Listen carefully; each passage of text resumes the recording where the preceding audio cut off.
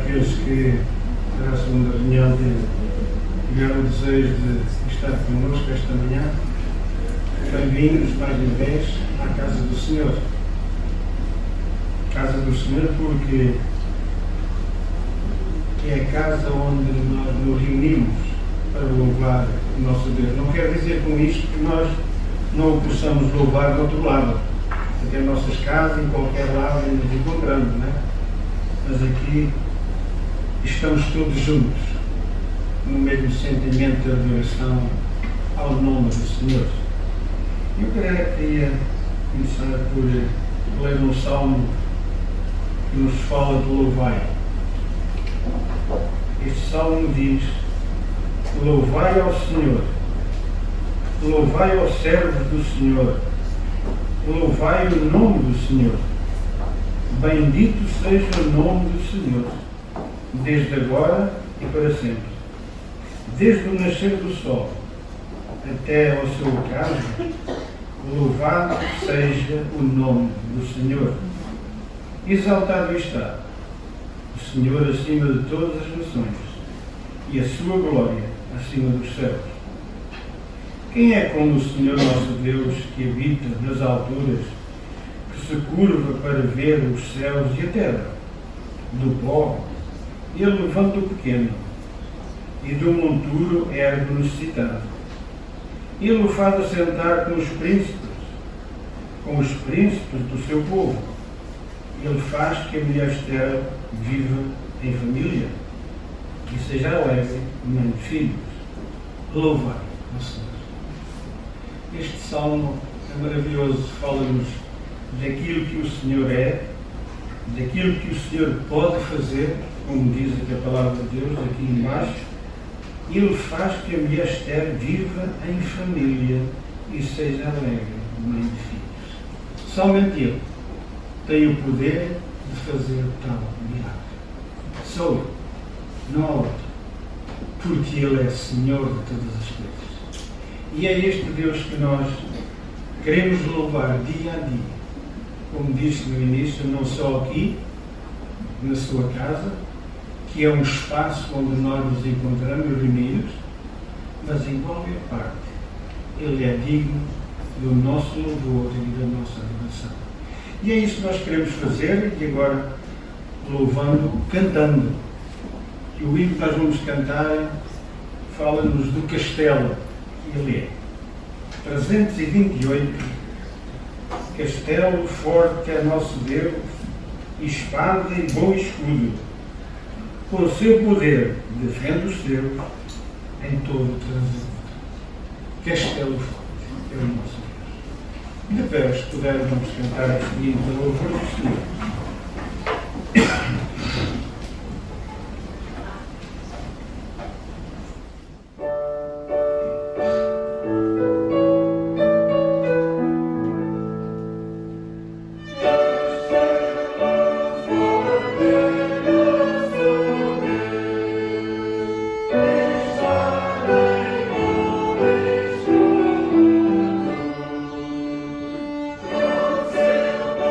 Thank you.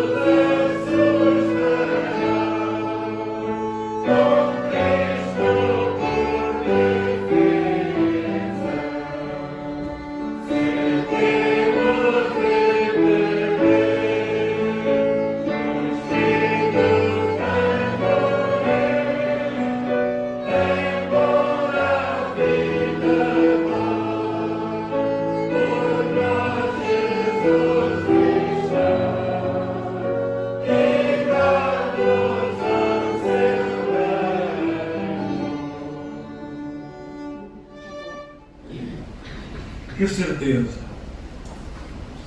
Por nós, Jesus está e dá-nos a sua vida. Que esperança, não é? Este grande Deus é um grande castelo para nós, em que nós nos podemos firmar. Ele é o nosso refúgio e fortaleza. Aproveitando de estarmos de pé, vou pedir ao nosso irmão António para nos dirigir uma palavra de oração, se fizer favor. Senhor nosso Deus, nosso Pai, a congregação da vida, nossos corações, se mais uma vez reunimos nos teus pés, Senhor, para aprender mais de ti, Senhor, para aprender mais da tua palavra, para tocar a palavra dos nossos corações, das nossas vidas. Te agradecemos, Senhor, por esta oportunidade que nos dás e que queremos, Senhor, que fales aos nossos corações para que nos possamos tornar mais santos à tua semelhança. Abençoa aqueles irmãos que estão presentes e também não esquecendo aqueles que nos falam, Senhor, conhece as razões e os motivos de cada um. Abençoa, Senhor, também aqueles que precisam do teu auxílio, no seu corpo, que estão enfermos, estão padecendo necessidade. Tu conheces todas as situações, Senhor, ajuda-nos também. Queremos rogar também que o teu servo vais por a tua palavra, que mesmo possa falar aos nossos corações, possamos ser receptivos e aplicar a tua palavra na nossa vida, do dia a dia, Senhor. Queremos, Senhor, ser mais santos à tua semelhança, Senhor. Queremos fazer a tua vontade e não a nossa. Pedimos, Senhor, que nos dês capacidade e sabedoria e entendimento a cada dia, em cada ação, em cada atitude, em cada palavra, que possa estar sempre presente connosco. Nós te pedimos e te agradecemos tudo para o nome de Deus. Pode sentar, por favor.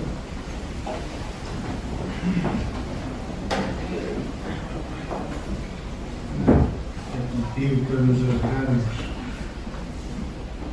por nos vermos mais uma vez, na verdade. Gratos estamos por aquilo que está-se passando por todo o mundo, infelizmente. Damos graças ao Senhor pela vida que Ele nos tem concedido até o dia de hoje. Infelizmente, há muitos que não o podem dizer nesta hora, neste momento. Sabemos as dificuldades que há em diversos países, não é? Pelo problema que todos nós sabemos. E rogamos ao Senhor por aqueles que, naquele país que está a ser assolado pela guerra, aliás, há também nossos queridos irmãos também. Que o Senhor os possa consolar, os possa dar alento, alegria ao seu coração. É difícil, não é? Naquela situação, ter alegria, não é? Mas a palavra de Deus diz que a alegria do Senhor é a nossa força, não é? Quando temos alegria, temos força, temos coragem. Realmente, só Ele pode consolar aqueles que estão em tribulação e em dificuldade. E assim nós vamos ainda louvar ao Senhor com mais um cântico, e esse cântico é o 257. 257. E podemos ficar de pé de novo? Eu já estou de pé, já dei um exemplo. 257, que nos fala que o Senhor é mirra fragante, qual mirra fragante que está ao redor, seu rico perfume, sua aurora de louro. Senhor, o teu nome no meu coração, infada alegria e satisfação.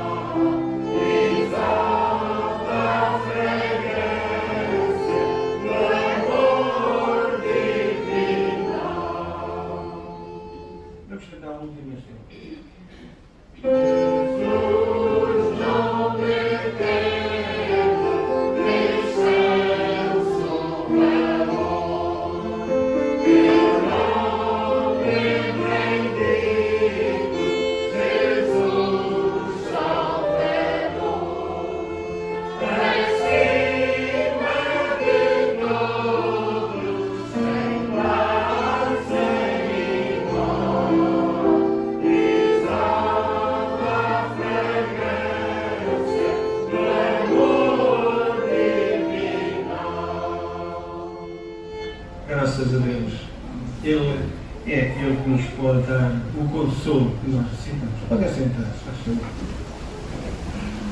Jesus, santo nome, de excelso nome. Que nome maravilhoso, não é? Que valor tem este nome para nós? Graças a Deus que para algum número tem um grande valor, mas infelizmente para outros números não tem valor algum. Muitos até que dizem que não há Deus, infelizmente, ouve-se esta voz. Mas para nós Ele é grande, é Senhor de todas as coisas. Chegou a altura de alguns anúncios, projetar os motivos de oração, e queria também dizer que a minha cunhada também se encontra hospitalizada no hospital. Com certeza amanhã vão decidir se é operado ou não. Acho que realmente o Senhor possa ser com ela, não é? E com aqueles que necessitam da ajuda do Senhor.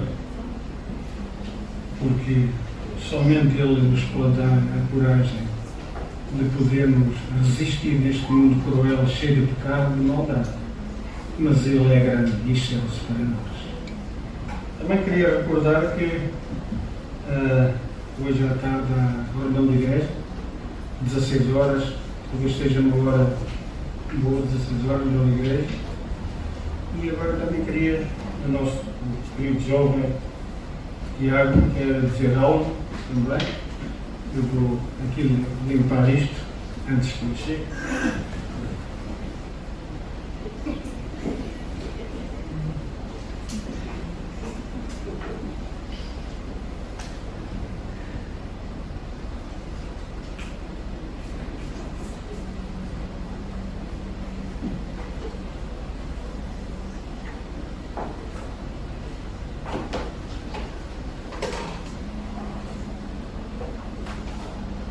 Quando podemos livrar disto, não é?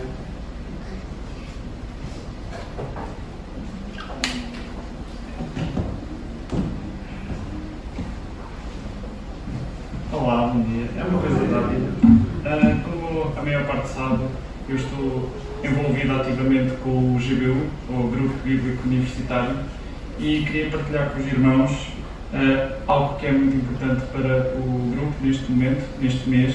Este é um mês muito importante porque em 4 universidades ao longo do país vão ser feitas semanas de missão, semanas que são mesmo dedicadas a atividades evangelísticas na universidade.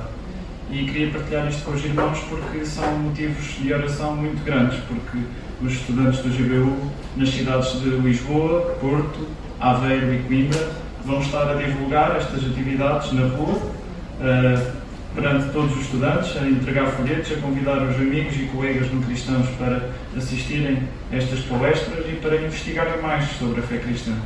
Então é algo muito importante mesmo e gostava de partilhar isto com os irmãos porque são necessárias as orações não só para os estudantes cristãos que vão fazer esta divulgação no campus, na universidade.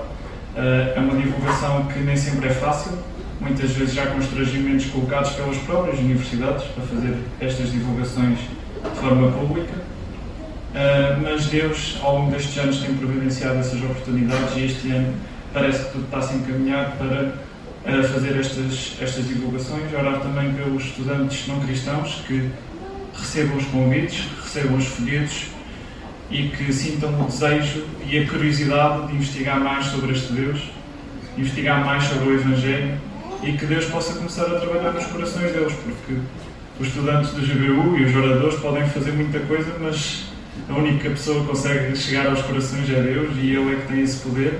Portanto, pedia que orassem também para que Deus consiga ir transformando os corações dos estudantes ao longo das universidades e que realmente o Evangelho possa impactar as universidades de uma forma visível e que estes eventos sejam algo que Deus possa usar para tal.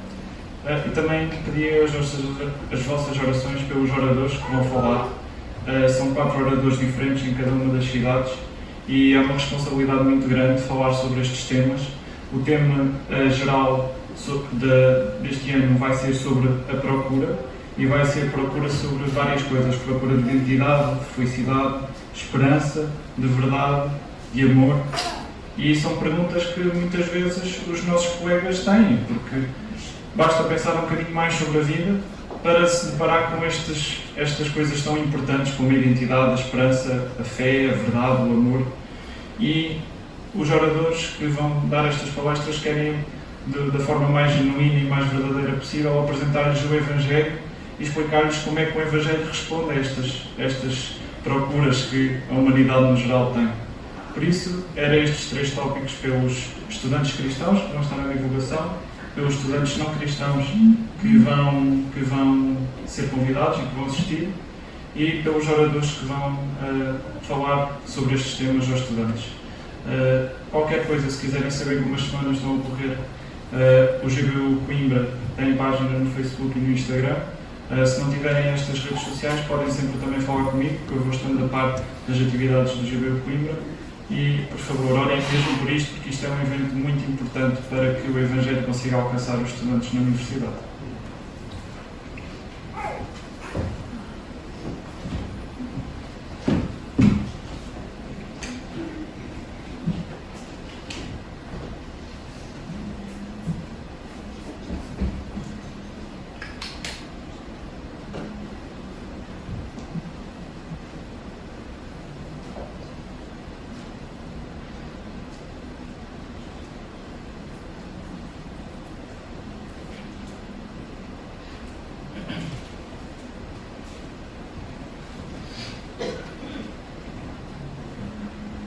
Obrigado, Tiago, por aquilo que realmente apresentaste, que realmente o Senhor possa usar estes oradores que vão falar para que sejam, de facto, os instrumentos na mão do Senhor para que mais almas possam alcançar aquilo que eles necessitam dia após dia.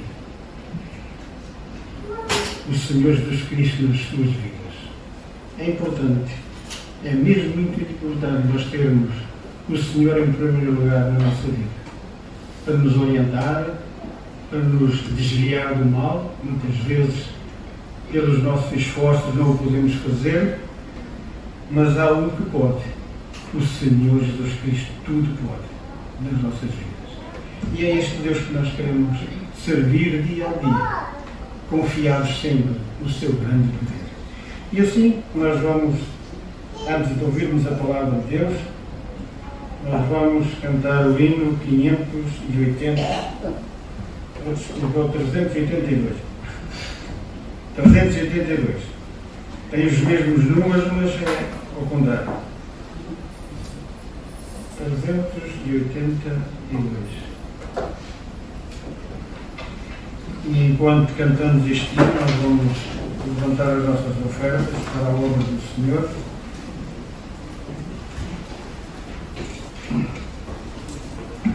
Este hino diz: se por meu Deus amado sou, se meu Senhor me perdoou, que temerei?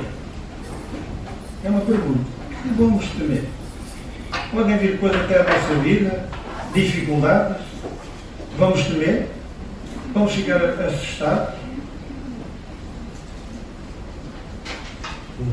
Ele nos perdoou e nos amou de tal maneira que se ofereceu por nós. 382 ao louvor do Senhor.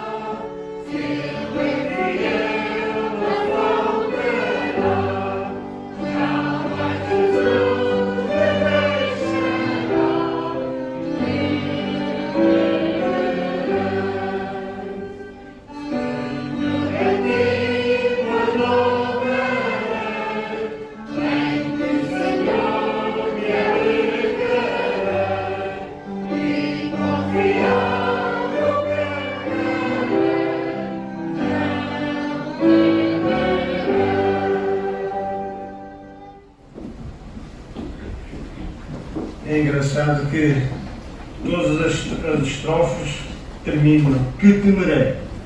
E a última é uma afirmação. Não temerei. É maravilhoso, não é? Não vamos temer, porque Jesus está connosco. Podem sentar, se faz favor.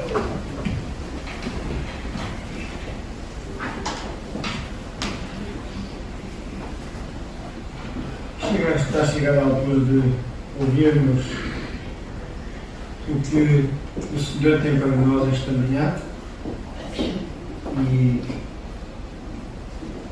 o responsável vai ter esta responsabilidade esta manhã vai ser o nosso irmão Ingerson e queremos que o Senhor o possa usar segundo a sua divina vontade. Não a vontade do Ingerson, mas a vontade do Senhor. Porque Ele é soberano. Ele é aquele que tudo pode. Por isso, pelo facto do Senhor possa usar o nosso querido irmão nas suas benditas e poderosas mãos. Vou agora aqui desinfetar isto de novo, porque o bicho ainda anda por aí.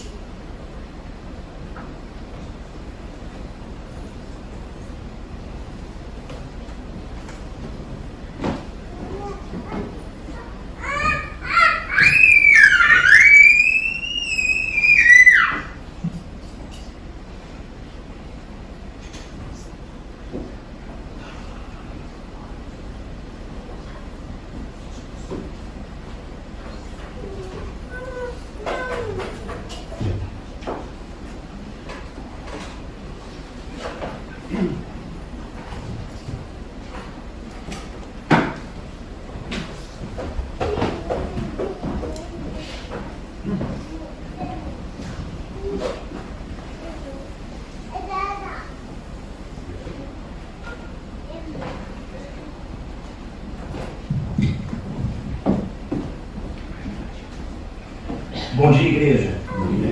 Que a graça e a paz do nosso Senhor e Salvador Jesus Cristo esteja com todos nós hoje e sempre. É bom estar de volta, é bom poder falar das coisas de Deus, é bom poder falar de coisas novas. Eu vou dar continuidade ao que já falamos em outras duas oportunidades de coisas novas. Falamos primeiro sobre coisas novas e coisas velhas, dificuldades de comunicação na igreja. Eu resumi mais ou menos o seguinte: às vezes precisamos responder perguntas novas com questões velhas e às vezes questões novas com perguntas velhas. E o que acontece? Qual é o grande problema disso? Às vezes a resposta precisa ser nova, mas eu procuro no meu arsenal coisas que não podem responder a pergunta de maneira adequada. E essa é uma dificuldade da igreja, dificuldade de comunicar o Evangelho. Falamos na segunda parte dessa série sobre a dificuldade da comunicação que pode ser vencida através da unção. E falamos sobre como obter essa unção.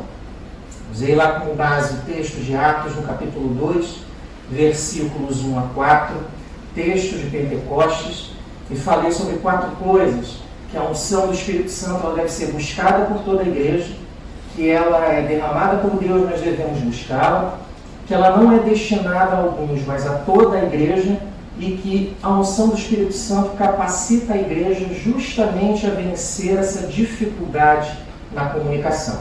E eu parei aí. Então falamos sobre coisas novas e velhas, que é a dificuldade de comunicação. Falamos depois, no segundo momento, sobre unção. E agora eu vou pular para uma terceira coisa, chamada avivamento. O que é isso? Eu te confesso que tentei de várias formas encontrar uma definição para isso.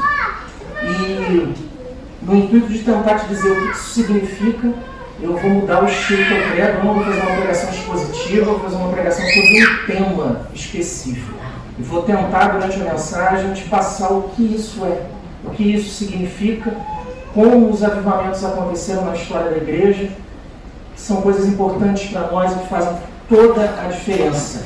Mas antes disso, eu quero orar com você. Vamos orar? Senhor, pedimos tua orientação, tua ajuda, Pai, teu cuidado. O culto é teu, a mensagem é tua, os louvores são para ti. Tudo é teu, Pai, e a palavra é tua também. E o que nós pedimos é que o Senhor possa derramar bênçãos sobre a tua igreja. Nos ensina através das Escrituras, através da tua palavra, através do teu cuidado, através da tua graça maravilhosa, Senhor. Como precisamos melhorar, como precisamos de ti para que isso aconteça. Faz assim, abençoa a tua palavra, como o Senhor sempre faz, Pai. Em nome de Jesus. Amém. Meus irmãos, o que é avivamento, então? O avivamento, ele normalmente tem 3 nomenclaturas, tá? Ou avivamento, ou despertamento, ou reavivamento. Calma que nós vamos chegar lá e vamos tentar entender o que isso significa, tá? Só que o avivamento, ele tem íntima relação com as crises na história da igreja. Quando a igreja entra em crise, Deus utiliza a oportunidade da crise para abençoar, para trazer renovo. Deixa eu te mostrar como isso se desenvolve ao longo da história. O colégio apostólico no ano 33, que é o início da igreja primitiva, ele se inicia com uma grande crise, a morte de Jesus. Já começou a crise. Como é que Deus resolve a crise? Descida do Espírito Santo e Pentecostes. E a partir daí, a igreja se capacita para caminhar com Deus, para viver novas experiências. Outras crises, né? Falando aqui, já falei. Igreja primitiva, um segundo período, né? De Pentecostes ao ano 313 depois de Cristo. Qual é a crise desse período? Intensa perseguição. A igreja foi perseguida, nesse período histórico aqui, como ela nunca foi perseguida em momento nenhum. Tá? Em especial, perseguições encadeadas pelo Nero, pelo Domiciano e por outros imperadores. A igreja foi extremamente perseguida, só que ela não parava de crescer. Deus utilizou a crise para que a igreja crescesse. Outro período de crise da igreja é o período de hegemonia da igreja católica. De 313 a 1054 depois de Cristo. O que é a hegemonia da igreja católica? É o período em que a igreja é uma só. É uma igreja unificada, um período de hegemonia. Só que o que acontece no período de hegemonia da igreja católica? A igreja declina, em especial do século VI ao século IX. A igreja começa a se perder de uma forma, mas de uma forma, se você olhar a história da igreja, você vai ver que são coisas assim, assustadoras. Aí ela chega no século X e acontece uma coisa que a própria religião católica chama de século obscuro. A igreja se perde por completo, literalmente mesmo, tá? Não vou entrar em detalhes, se você tiver curiosidade, para dar uma olhadinha depois. E aí acontece uma coisa chamada Cisma do Oriente, que nasce a Igreja Católica Apostólica Ortodoxa em 1054 depois de Cristo.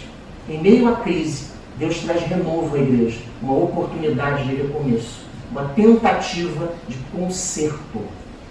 Outra crise, crise do século XIV, o famoso cisma do Ocidente. Eu falei do cisma do Oriente, agora tem um cisma do Ocidente. Olha que loucura, 1337 a 1417, 3 papas. Um em Avignon, um em Pisa e um em Roma. Um excomungou o outro. Olha que loucura. E o pouco de credibilidade que a igreja ainda tinha nesse período, aí vai embora, vai por completo.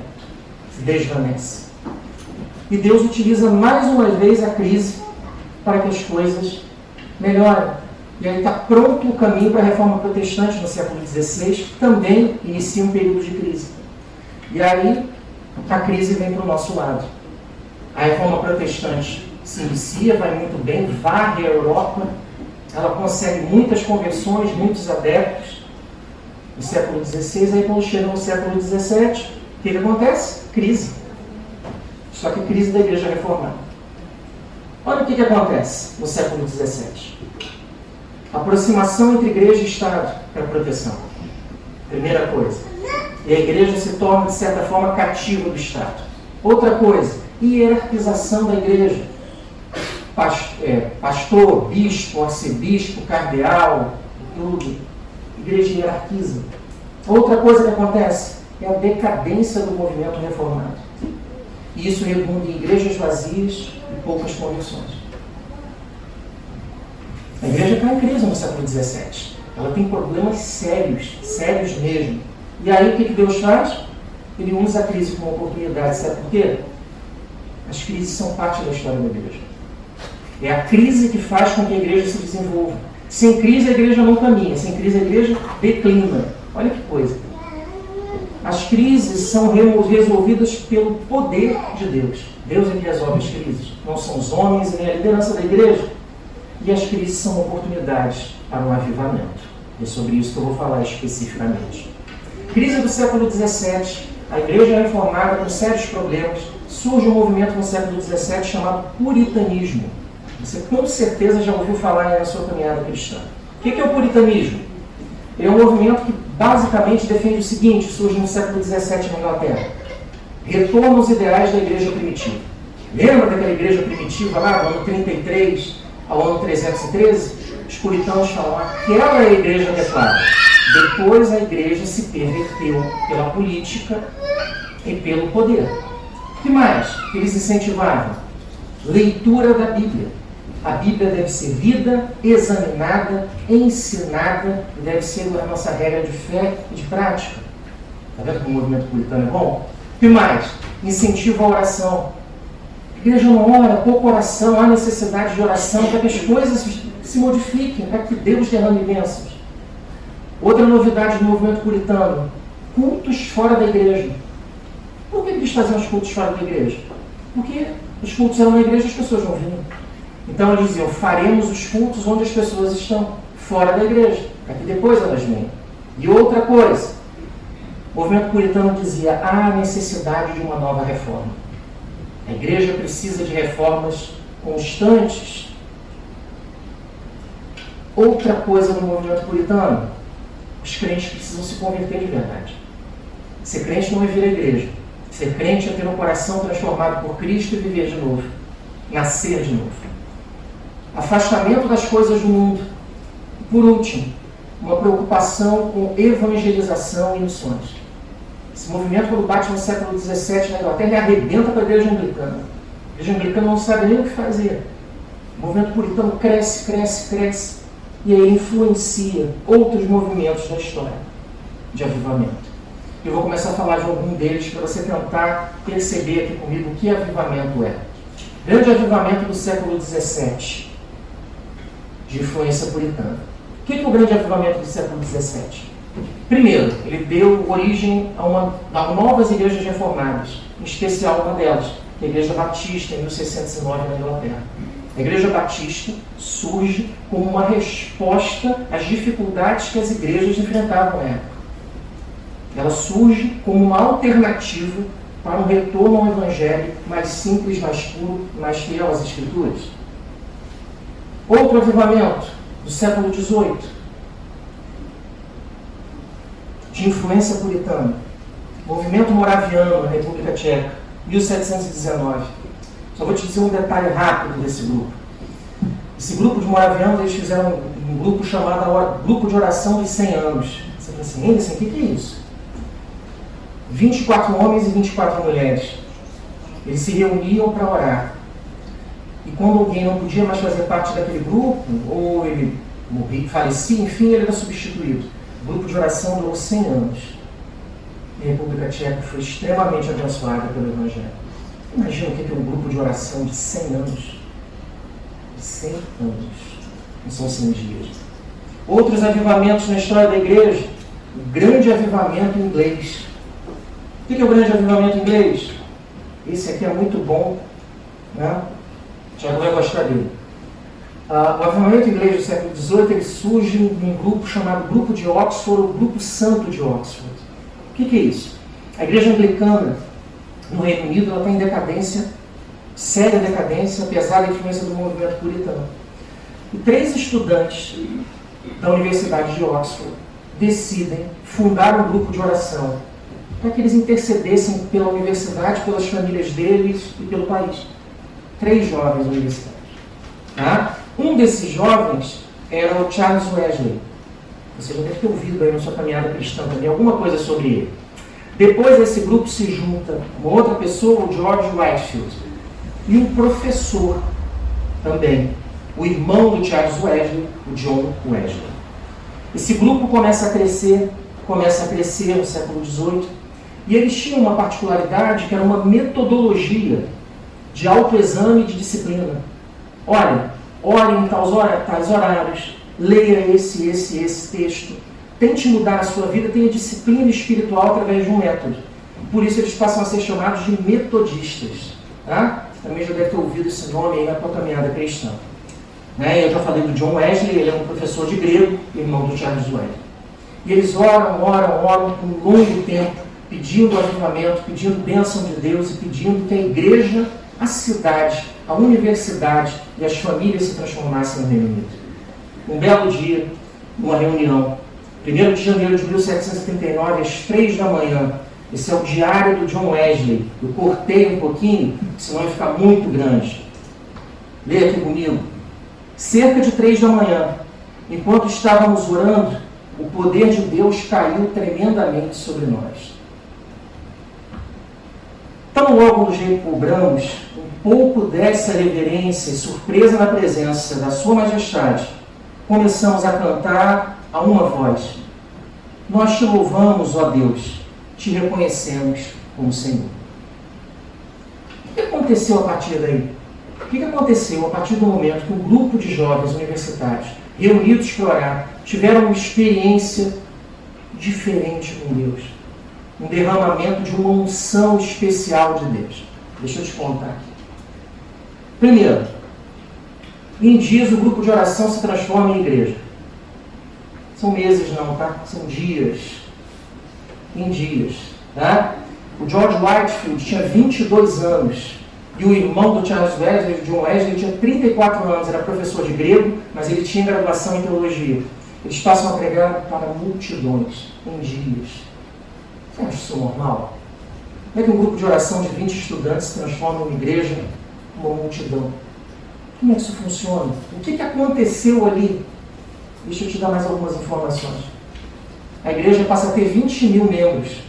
E essa é a igreja metodista, que nasceu em 1779. De 3 jovens que oraram. O culto às 7 da manhã tinha entre 5 e 6 mil pessoas. 5 a 6 mil. Gostou do número?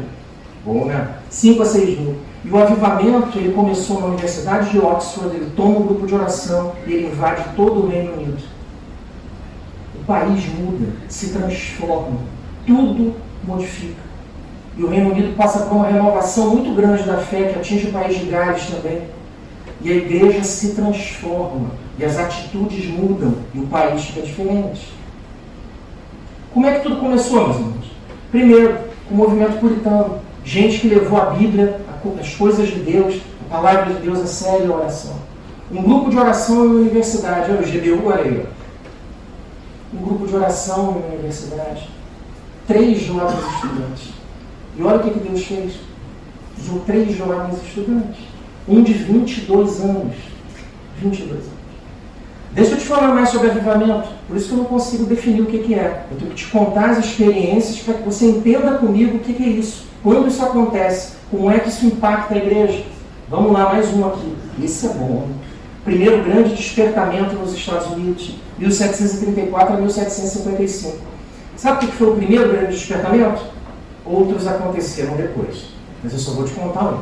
Tá? Olha aqui. O que é esse despertamento, esse avivamento? Uma cidade, Northampton, Massachusetts, de 1.100 habitantes. Tá? Era uma igreja congregacional com um pastor chamado Jonathan Edwards. Ele era da igreja presbiteriana e ele vai depois para substituir o avô dele, que era o titular, o pastor titular dessa igreja congregacional. Uma cidade com 1.100 habitantes. Se você tiver curiosidade do Jonathan Edwards, há um livro dele ali, falando um pouquinho sobre ele ali naquela prateleirazinha. Né? Vamos lá. O que acontece com essa igreja? Olha, uma cidade com 1.100 habitantes, quantas pessoas nós presumimos que a igreja teria? Chega nem 100, com toda certeza. Né? Características da igreja, dessa igreja. Primeiro, ela é pequena, extremamente liberal. O importante é você estar na igreja. O que você está fazendo aí não tem problema. Extremamente liberal. Segunda coisa, sem conversões ou batismos há muitos anos. Muitos anos. A coisa estava feia lá. Sem conversões e batismos há muitos anos. Terceira coisa, o próprio Jonathan Edwards definia que a igreja da aliança meio termo. Crente meio para lá, meio para cá, um pé no mundo, um pé em Deus. Às vezes eu levo a sério, às vezes não. Então, aquela dificuldade, tudo. O que acontece? Lá em 1734, o Jonathan Edwards ele inicia uma série de pregações sobre a justificação pela fé utilizando o livro de Romanos. E ele chama a igreja e diz à igreja o seguinte: olha, se nós não fizermos algo, a igreja vai acabar. Deus é capaz de mudar a história da igreja, mas ele precisa de homens e mulheres que se interessem e levem a sério o evangelho. Do jeito que nós estamos vivendo, a igreja acaba. Essa foi a mensagem que ele passou para a igreja. E o que aconteceu? As pessoas levaram a sério. Em dezembro de 1734, 5 conversões. E aí teve até festa. 5 conversões, a igreja não tinha conversão nenhuma há anos. Aí foi uma festa, 5. Depois houve o início de alguns grupos de oração que se reuniam na casa de membros daquela comunidade. Deus começou a fazer a parte dele como ele sempre faz. O que aconteceu com a igreja? A igreja começou a crescer. O comércio da cidade passou a fechar nos horários dos cultos para não atrapalhar o culto e permitir que todos fossem às reuniões da igreja. O comércio fechado. E a igreja começou a crescer. O que mais? Em um culto de ceia do Senhor, a igreja que tinha 5 convertidos recentes, não experimentava conversões há muitos anos, em um culto de ceia, 100 pessoas são recebidas após se converter. 100 num culto. Toma de brinde aí 100 na igreja. E mais, em 6 meses, 600 pessoas se converteram. Se 600 pessoas se converteram numa população de 1.100, mais da metade da cidade passou a fazer parte da comunidade cristã. Em quanto tempo? 6 meses. Deixa eu te falar uma coisa, isso é normal? Não. Isso é porque o Jonathan Edwards pregava muito bem? Não. Não. É porque ele levou o evangelho a sério. E as pessoas da igreja levaram o evangelho a sério. O Jonathan Edwards era considerado alguém que às vezes quando pregava era até chato. Não gostava muito de ouvir ele não em algumas situações. Deixa eu te contar uma história interessante. O Jonathan Edwards um dia está a pregar, falou. Aí terminou o culto. Quando terminou o culto, algumas pessoas vieram.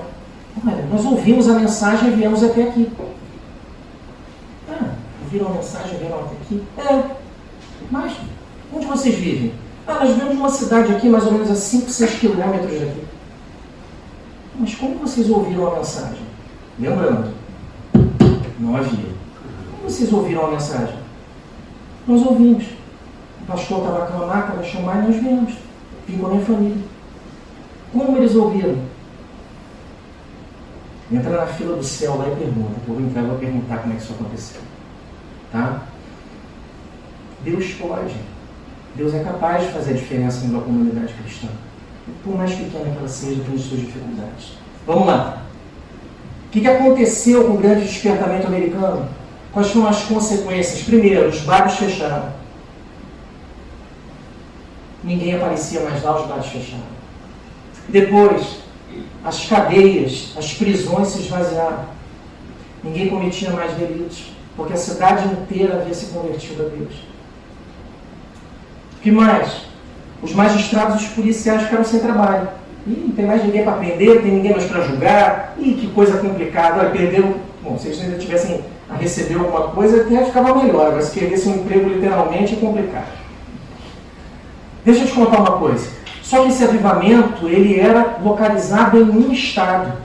Lembrando que esse período, o período da colonização americana, eram 13 colônias. Né? Massachusetts era uma das colônias. O que acontece? Em 1735, no ano seguinte, um missionário inglês chegou aos Estados Unidos. Essa relação com os missionários ingleses aqui em Portugal é interessante também. Mas ele chega lá. O George Whitefield. Quem é o George Whitefield? Você lembra que eu falei do Clube Santo de Oxford?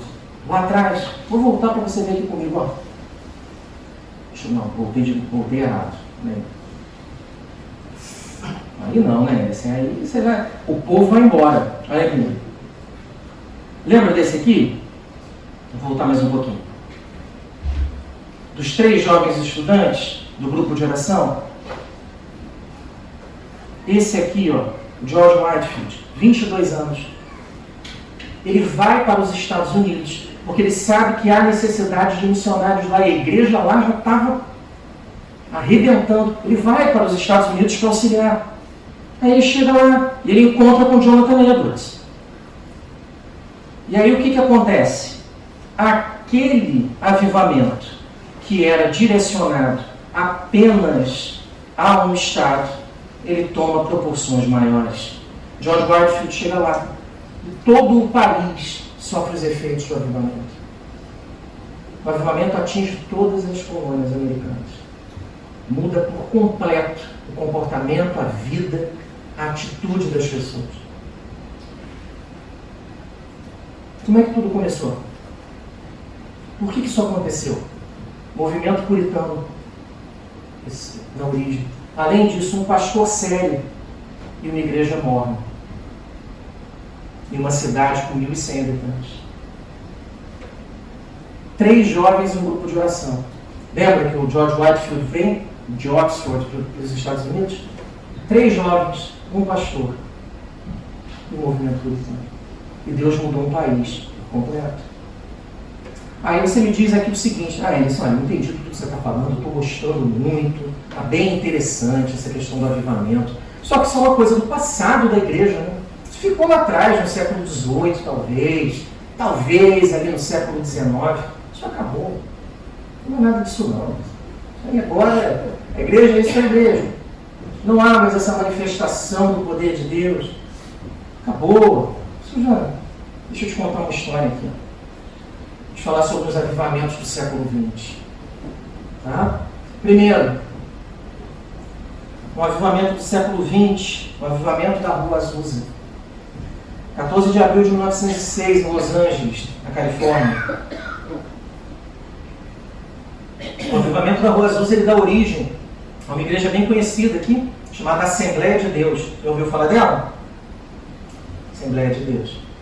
A Assembleia de Deus é uma tentativa de se renovar a igreja. Tá? E ela nasce de um movimento de avivamento. E mais, outros 2 avivamentos. Avivamento da Coreia do Sul, de 1907. Eu não sei se você tem isso firme na sua mente, mas a Coreia do Sul é o único país da Ásia que a maioria é cristã, reformada. Tá? Por que isso aconteceu? Missionários foram até lá no início do século, levavam as coisas de Deus a sério. E o Evangelho se multiplicou naquele país de uma forma sensacional. Igrejas enormes com 3, 4, 5, 6 mil membros. Porque homens e mulheres de Deus levavam as coisas de Deus a sério. Avivamento na África do Sul, 1966. Está quase chegando. 1966, bem mais próximo de nós. Avivamento do povo Zulu na África do Sul. Quem tem muito material sobre isso é um pastor brasileiro chamado Hernandes Dias Lopes, que certamente muitos de vocês já conhecem. Ele inclusive esteve em reuniões, em eventos, e pôde presenciar muitos testemunhos do poder de Deus em determinadas situações lá. Ele contou uma história uma vez, eu ouvi, eu fiquei impressionado. Ele contou sobre uma senhora que dirigiu um coral. O irmão Vitor gostou agora, não? Senhora que dirigiu um coral. E aí o que acontece? Essa senhora, ela teve uma doença, ela morreu. E ela ficou 14 horas no caixão, sendo velada. Em um dado momento, quando a igreja clama, a senhora sai do caixão. E o que é isso?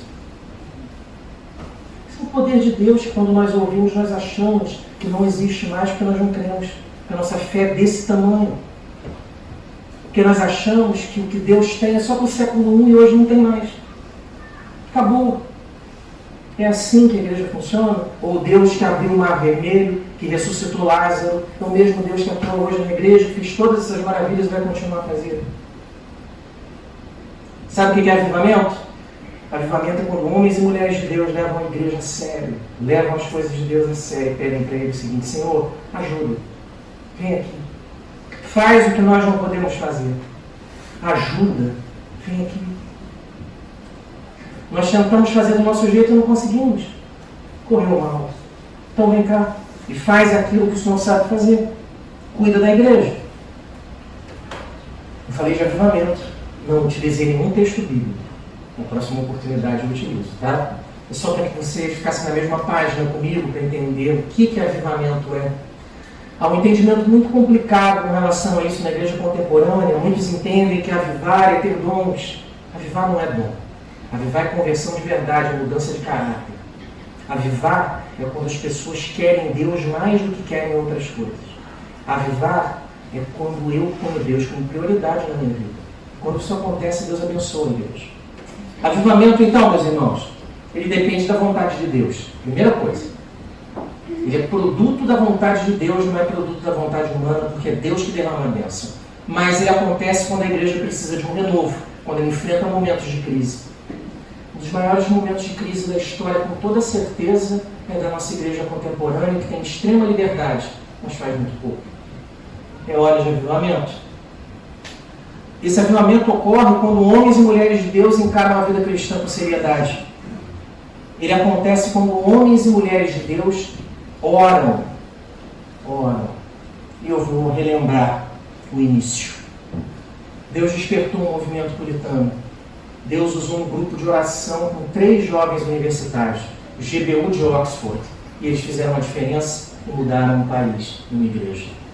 E Deus usou um pastor de uma igreja bem pequenininha, uma cidade com 1.100 habitantes, para mudar o Reino Unido por completo. O que Deus quer é que nós sejamos uma igreja que faça a diferença. Para que isso aconteça, nós precisamos de um compromisso diferenciado com Deus.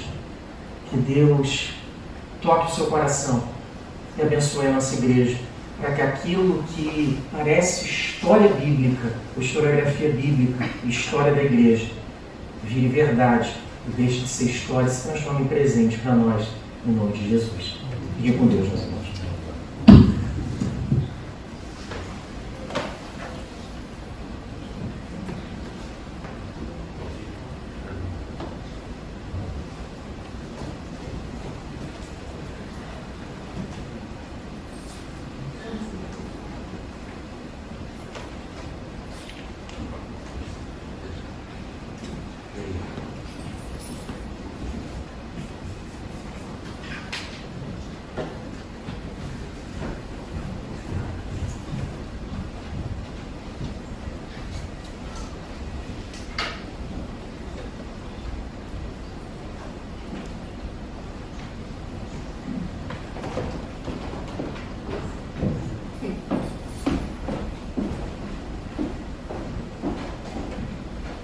Obrigado, irmão Nelson.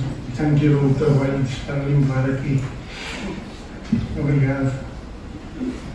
E também obrigado pela palavra de Deus que, mais uma vez, tivemos o privilégio de ouvir. É maravilhoso quando nós ouvimos atentamente aquilo que o Senhor foi outrora, os milagres que Ele fez e aquilo que também Ele pode fazer, porque Ele é o mesmo Senhor de outrora, é o mesmo hoje também, porque Ele não muda. Realmente possamos acolher o recado que o nosso irmão trouxe esta manhã para nós e que possamos refletir de facto o que a Igreja precisa, da ajuda do Senhor. Mas não somente a ajuda do Senhor, também o nosso esforço. porque nós também temos que fazer algo. Não é somente pensar, o Senhor pode fazer todas as coisas, então e nós? Temos que fazer alguma coisa, irmãos. E ouvimos hoje, de facto, o que precisamos ser para o nosso Deus. Instrumentos nas suas mãos. Obrigado, irmão, por aquilo que pôde falar a todos nós esta manhã, através do Espírito do Senhor. E chegamos ao final do nosso culto. Eu tinha mais um corpo a cantar, mas já a hora já está a ficar um bocado avançada. Vamos ficar de pé e vamos terminar com uma oração. Eu pedi ao Pedro Marques para o fazer, para ter uma palavra de oração.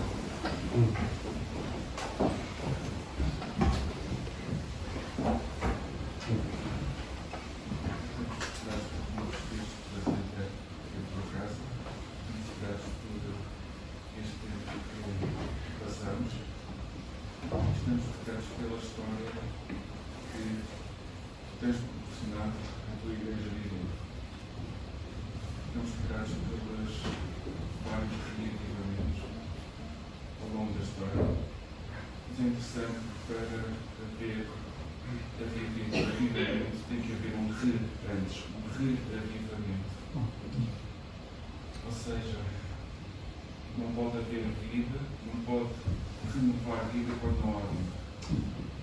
Damos graças para aquilo que, olhando para Cristo, nós podemos ter vida. Assim como Moisés levantou-se no deserto, e aqueles que olhavam para a serpente reviviam, também nós, olhando para Cristo, pondo nele a nossa confiança, arrependendo-nos dos nossos pecados, temos vida e vida eterna. Damos-te graças por essa vida que nos concedes e rogamos para que nos dês a visão, nos dês as capacidades, nos dês a humildade de sabermos que por nós nada conseguimos fazer, mas tomados nas tuas mãos, reavivamentos podem acontecer. Usa-nos nas tuas mãos, por amor do teu nome, pedimos-te no nome do Senhor Jesus.